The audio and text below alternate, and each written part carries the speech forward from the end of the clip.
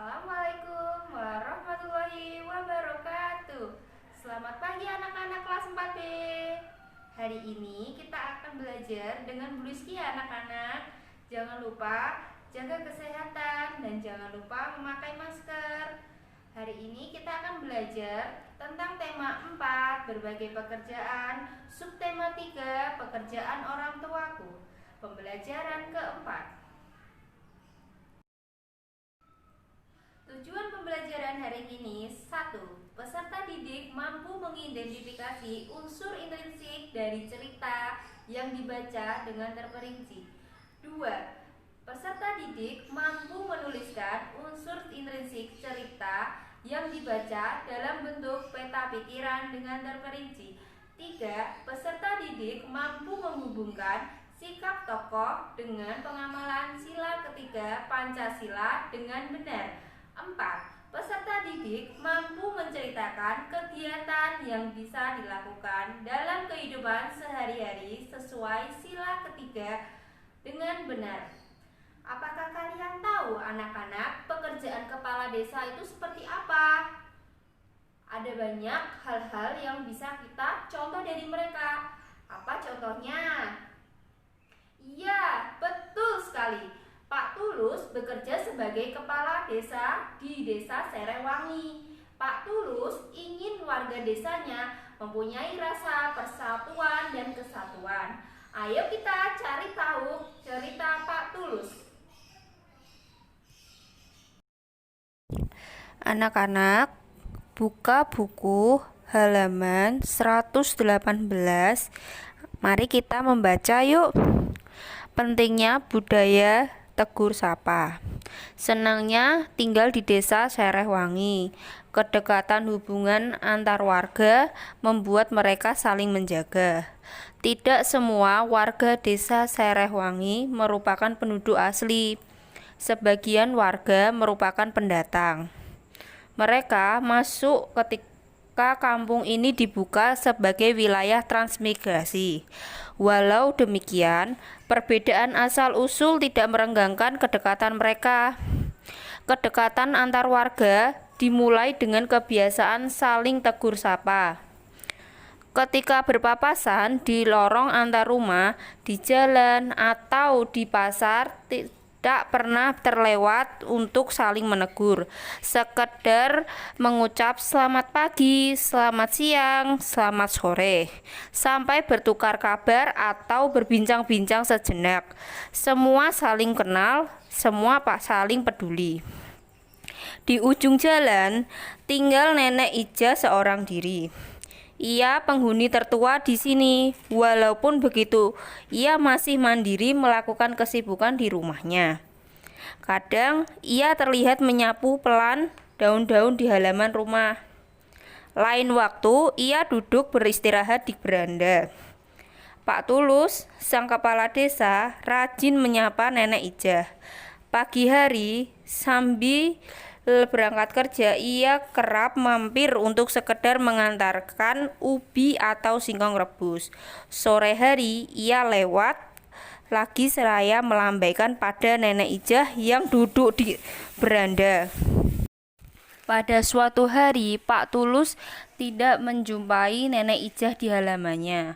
Sore harinya, beranda di rumah Nenek Ija masih tetap sepi. Pak Tulus menyempatkan untuk singgah. Pak Tulus mengetuk pintu tetapi tak dijawab. Pak Tulus membuka pintu dan melangkah masuk. Betapa terkejut beliau menjumpai Nenek Ija terkulai lemas di depan ruang tengahnya. Diraba dahinya terasa agak hangat. Rupanya Nenek Ija sakit. Pak Tulus menyesal tidak menyempatkan mampir tadi pagi, namun belum terlambat. Pak Tulus mengajak beberapa warga membawa Nenek Ija ke dokter terdekat. Pak Tulus mengantar jadwal warga yang akan bergantian menjaga Nenek Ija sampai pulih. Tidak ada warga yang menolak, semua sukarela membantu. Mereka tahu, kelak suatu saat ketika mereka dalam kesulitan, pasti akan dibantu.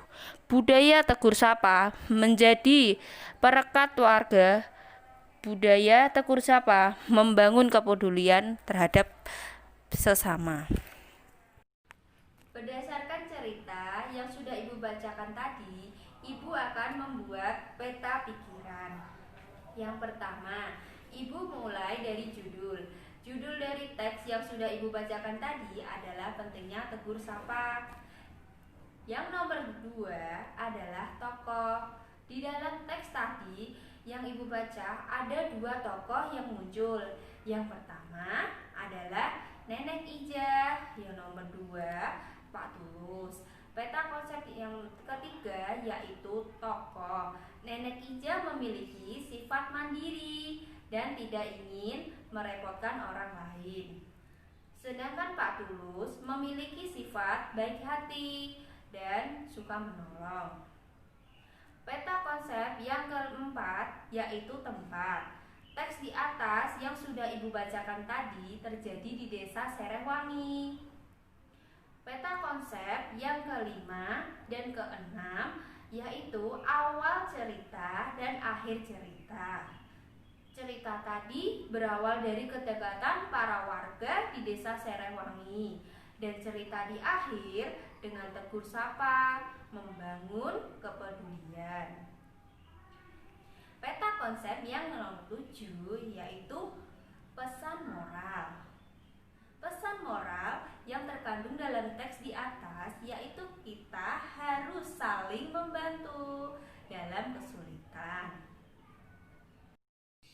Lalu kita akan menjawab pertanyaan yang ada pada halaman 120. Nomor 1, berdasarkan cerita di atas, tulislah hal-hal baik yang bisa dicontoh dari Pak Tulus. Hal-hal baik yang bisa dicontoh dari Pak Tulus yaitu 1. Pak Tulus peduli terhadap kesusahan yang dialami warganya. Yang nomor 2, Pak Tulus dengan ikhlas menolong warganya.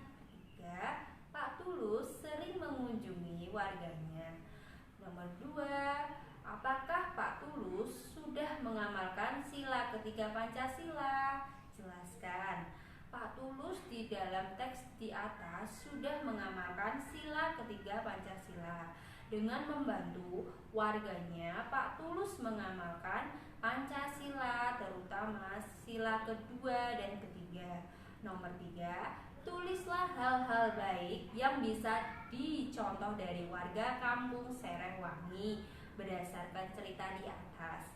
Hal-hal baik yang bisa dicontoh dari warga kampung Serehwangi adalah 1.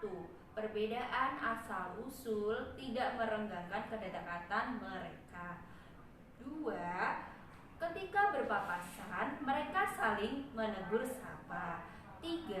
Warga yang akan bergantian menjaga Nenek Ija sampai pulih. Semua sukarela membantu. 4. Apakah warga kampung Serehwangi sudah mengamalkan sila ketiga Pancasila? Jelaskan. Warga kampung Serehwangi sudah mengamalkan sila ketiga dari Pancasila. Nomor 5, sebutkan sikap baik apa saja yang dapat dicontohkan dari warga kampung Serehwangi. Sikap baik apa yang dapat dicontoh dari warga kampung Serehwangi adalah saling bertegur sapa, saling menolong, dan peduli terhadap lingkungan sekitar. Nomor 6, apakah ada sikap lain yang bisa kamu lakukan untuk mengamalkan Pancasila ketiga dalam kehidupan sehari-hari? 1. Bangga dan cinta terhadap tanah air dan bangsa. 2. Rela berkorban demi kepentingan bangsa dan negara. 3. Mengembangkan sikap saling menghargai. Nomor 4. Membina hubungan baik dengan semua unsur bangsa. 5. Memajukan pergaulan demi peraturan bangsa. 6. Menjunjung tinggi persatuan dan kesatuan Indonesia. 7. Mengamalkan kepentingan bangsa untuk kepentingan pribadi atau golongan. Hari ini kita belajar apa saja anak-anak? Betul sekali, kita belajar mengenal pentingnya budaya tegur, mengenal rasa persatuan dan kesatuan, dan mengamalkan sila ketiga Pancasila. Sekian dulu ya anak-anak pembelajaran dari Ibu. Semoga kita selalu diberikan kesehatan dan dilindungi Tuhan Yang Maha Esa. Apabila ada salah kata dari Ibu, mohon maaf yang sebesar-besarnya. Wassalamualaikum warahmatullahi wabarakatuh.